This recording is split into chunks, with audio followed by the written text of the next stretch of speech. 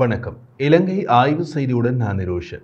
எதிர்வரும் 21ஆம் தேதி இலங்கையில் இடம்பெறவுள்ள ஜனாதிபதி தேர்தல் இதுவரை இடம்பெற்ற தேர்தல்களை விட மிக முக்கியமானதாக பார்க்கப்படுகிறது. பொருளாதார நெருக்கடியிலிருந்து இலங்கை மீண்டு வரும் சூழலில் இடம்பெறும் முதலாவது தேர்தலாக இது காணப்படுவதால் இந்த தேர்தல் மிக முக்கியமாக கவனிக்கப்படுவதற்கு ஒரு காரணமாக இருக்கலாம். இன்னொரு பக்கத்தில் அமெரிக்கா, இந்தியா, சீனா போன்ற நாடுகளுக்கு இலங்கையினுடைய புவியியல் அமைப்பு மிக முக்கியமானதாக காணப்படுவதால் இந்த தேர்தலும் அதனால் அடுத்து அமையப்போகின்ற அரசாங்கத்தையும் குறித்த நாடுகள் உற்று நோக்கி கொண்டிருக்கின்றன. இலங்கையை பொறுத்தமட்டில் பெரும்பான்மையினமாக இருக்கும் சிங்களவர்கள் மத்திய இலங்கை, தெற்கு, தென்மேற்கு உள்ளிட்ட பல பகுதிகளில் அதிகமாக வசிக்கின்றார்கள். அதேபோல் சிறுபான்மை இடத்தில் பெரும்பாலானவர்களாக கருதப்படும் தமிழர்கள் வடக்கு மற்றும் கிழக்கு பகுதிகளில் அதிகமாக உள்ளார்கள். இலங்கையை பொறுத்தமட்டில் பெரும்பான்மையாக சிங்களவர்கள் உள்ள நிலையில் அவர்கள் அண்ணளவாக 74.2%, அதற்கு அடுத்தபடியாக சிறுபான்மையினத்தில் பெரும்பாலானவர்களாக கருதப்படும் தமிழர்கள் 11.2% காணப்படுகின்றனர். தொடர்ந்து இந்திய தமிழர்கள், அதாவது இந்தியாவிலிருந்து வேலை நிமித்தம் இலங்கைக்கு குடிபெயர்ந்த மலையக தமிழர்கள் அண்ணளவாக 4.2% காணப்படுகின்றனர். மேலும் மற்றவர்கள் இந்த விகிதாசாரத்தில் 0.2% காணப்படுகின்றனர்.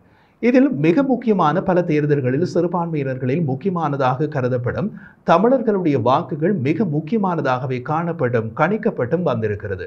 தமிழர்கள் தலைமையிலான கட்சிகளுக்கு மத்தியில் அரசை அமைக்கும் தேசிய கட்சிகளோடு முக்கிய பங்கு உண்டு என்பதால் அது ஒரு காரணமாக இருக்கிறது. ஆனாலும் 2009ஆம் ஆண்டு இடம்பெற்ற உள்நாட்டு போரின் இறுதி காலகட்டத்தில் போரை வென்றவர் என்ற ரீதியில் மஹிந்த காணப்பட்டதால் சிங்களவர்களுடைய பெரும்பாலான வாக்குகள் அவருக்கோ அல்லது அவர் தலைமையிலான கட்சிகளுக்கோ அதிகமாக கிடைத்திருந்தது.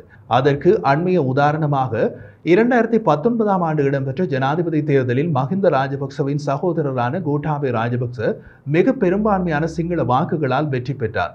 பல இடங்களில் அவர் தமக்கு தமிழ் வாக்குகள் தேவையில்லை என்றும் தனிச்சிங்கள வாக்குகளால் தனது அரசாங்கம் அமைந்ததாகவும் கூறியதை கடந்த காலங்களில் நாங்கள் பார்த்திருக்கலாம். ஆனால் இப்போதும் சரி அப்போதும் சரி தமிழர் சமூகத்திற்கு கிடைக்க வேண்டிய உரிமைகள், பொருளாதார வசதிகள் இன்னமும் கிடைக்கவில்லை என்ற நிலைமை தொடர்ந்து வருகிறது. சிங்களவர்களுக்கு கிடைத்திருக்கின்றது போல் தமிழர்களுக்கும் சம உரிமை வழங்கப்பட வேண்டும் என்பது நீண்ட கால கோரிக்கை. ஆனால் பெரும்பான்மையாக உள்ள சிங்களவர்களுக்கு கிடைக்கின்ற உரிமைகள் தமிழர்கள் சிறுபான்மை இனம் என்பதால் இதுவரை கிடைக்கவில்லை என்ற எண்ணம் மக்கள் மத்தியில் பரவலாகவே உள்ளது. இது ஒரு புறம் இருக்க 2019ஆம் ஆண்டு தேர்தல் போன்ற தனிச்சிங்கள வாக்குகளால் வெற்றி பெற முடியாத நிலைமை இந்த தேர்தலில் உருவாகி இருப்பது உலக நாடுகள் இந்த தேர்தலை உற்று நோக்குவதற்கு ஒரு காரணமாகவும் இருக்கிறது. அதாவது 2 தமிழ் வேட்பாளர்களை தாண்டி 30க்கும் மேற்பட்ட சிங்கள வேட்பாளர்கள் போட்டியிடுவதால் சிங்கள வாக்குகள் அவர்களுக்கிடையே பிரிக்கப்படுகின்ற போது தமிழர்களின் வாக்குகள் மிக முக்கியமானதாக காணப்படுகிறது.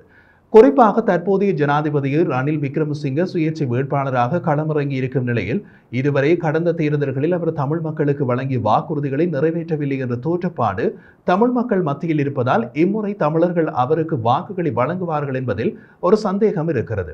ஆனால் கடந்த காலங்களில் ரணில் விக்ரமசிங்கவுக்கும் தமிழ் மக்கள் வாக்களித்தார்கள் என்பதை மறப்பதற்கில்லை. காரணம், அப்போதைய எதிர் வேட்பாளராக மஹிந்த இருந்திருக்கிறார். அதே நேரம் இறுதி யுத்தத்தில் இடம்பெற்ற நிலைமைகளை காரணம் காட்டி மஹிந்தவுக்கு எப்போதும் வாக்களிப்பதில்லை என்ற ஒரு மனநிலையில் தமிழர்கள் இருப்பதும் ஒரு காரணம். எனவே ரணிலுக்கு வாக்களித்தார்கள் என்று சொல்ல முடியாது. மாறாக மஹிந்தவுக்கு எதிராக நின்ற அனைவருக்கும் வாக்களித்தார்கள். இதில் சரத் பொன்சேகாவும் உள்ளடக்கம். அடுத்தபடியாக ஐக்கிய மக்கள் கூட்டணி வேட்பாளராக எதிர்க்கட்சித் தலைவர் சஜித் பிரேமதாச மற்றும் நிறைவேற்று அதிகாரத்தை ஒழிப்போம் என்று கூறும் தேசிய மக்கள் சக்தியின் ஜனாதிபதி வேட்பாளர் அனுருகுமார திசாநாயக்க, அதே நேரம் மஹிந்தவின் மகனான நாமல் ராஜபக்ச ஆகியோர் இருக்கின்றார்கள். இதில் பொருளாதார நெருக்கடியை ஏற்படுத்தியதாலும் அதன் மூலம் நாட்டை விட்டு வெளியேறியதாலும் அப்போதைய ஜனாதிபதியாக இருந்த கோட்டாபய ராஜபக்ச விமர்சிக்கப்படுவதால் நாமல் ராஜபக்சவுக்கு வாக்குகளை திரட்டுவது தமிழர்கள் மத்தியில் அல்ல, சிங்கள மக்கள் மத்தியிலும் கூட ஒரு சவாலான விடயம். இந்த பிரதான 4 வேட்பாளர்களையும் தவிர்த்து வடக்கு கிழக்கை பிரதிநிதித்துவப்படுகின்ற தமிழ் மக்கள் சார்பில் பொது கட்டமைப்பால் தமிழ் பொது வேட்பாளர் ஒருவர் நிறுத்தப்பட்டிருக்கிறார். இந்த நிலையில் தமிழர்களுடைய வாக்குகள் எவ்வளவு முக்கியம் என்று பார்ப்போம் என்றால் 12 தொடக்கம் 13% வாக்குகள் தமிழ் மக்களுடைய வாக்குகளாக காணப்படுகிறது. அதுவே மலையக தமிழர்கள் பிரதான கட்சிகளுக்கான ஆதரவுகளையே வழங்குகின்றனர். அதாவது மலையக மக்களை பிரதிநிதித்துவப்படுத்துகின்ற இலங்கை தொழிலாளர் காங்கிரஸ் தற்போதைய ஜனாதிபதியும் சுயேட்சை வேட்பாளருமான ஜனாதிபதி ரணில் விக்ரமசிங்கவுக்கு தமது ஆதரவை வழங்குகிறது. அதே நேரம் மலையக மக்களை பிரதிநிதித்துவப்படுத்தும் மற்றொரு கட்சியான தமிழ் முற்போக்கு கூட்டணி மற்றும் ஸ்ரீலங்கா முஸ்லிம் காங்கிரஸ் போன்ற சில கட்சிகள் ஐக்கிய மக்கள் கூட்டணியின் வேட்பாளரான சஜித் பிரேமதாசவுக்கு ஆதரவை வழங்குகிறார்கள். இதனை விடுத்து சிறுபான்மையின மக்களின் பெரும்பாலானவர்களை கொண்டுள்ள தமிழர்களை முன்னிலைப்படுத்தும் தமிழரசு கட்சி சஜித் பிரேமதாசவுக்கு ஆதரவை வழங்குகிறது என்று கட்சியின் பேச்சாளர் சுமந்திரன் அறிவித்திருந்தாலும் அதே தமிழரசு கட்சியில் இருக்கும் சில உறுப்பினர்கள் பொது வேட்பாளர் அரியநேந்திரனுக்கான ஆதரவை வெளிப்படுத்தி வருகிறார்கள். இது தொடர்பான குழப்பங்கள் நீடித்து வரும் நிலையில் இன்னமும் அதிகாரப்பூர்வமான அறிவிப்புகள் வெளியாகவில்லை. மேலும் நாம் ஏற்கனவே குறிப்பிட்டது போல வடக்கு கிழக்கில் ரணில் விக்ரமசிங்கே தமிழர்களுக்கு வழங்கிய வாக்குறுதிகளை நிறைவேற்றாத நிலையில் அவருக்கு ஒரு பின்னடைவு இருந்தாலும் தமிழ் பொது வேட்பாளரை தாண்டி வடக்கு கிழக்கு மக்கள் சஜித் பிரேமதாசவுக்கு வாக்களிக்கக்கூடிய நிலைமையும் காணப்படுகிறது. அதேபோல் 2 தமிழ் வேட்பாளர்களை தாண்டி ஏனைய சிங்கள வேட்பாளர்களிடையே பெரும்பான்மையான வாக்குகள் பிரிக்கப்படும் நிலையில் சிறுபான்மையினரில் பெரும்பான்மையாக உள்ள தமிழர்களின் 12 தொடக்கம் 13 வீதமான வாக்குகள் முக்கியமான தீர்க்கமாக அமையப் போகிறது.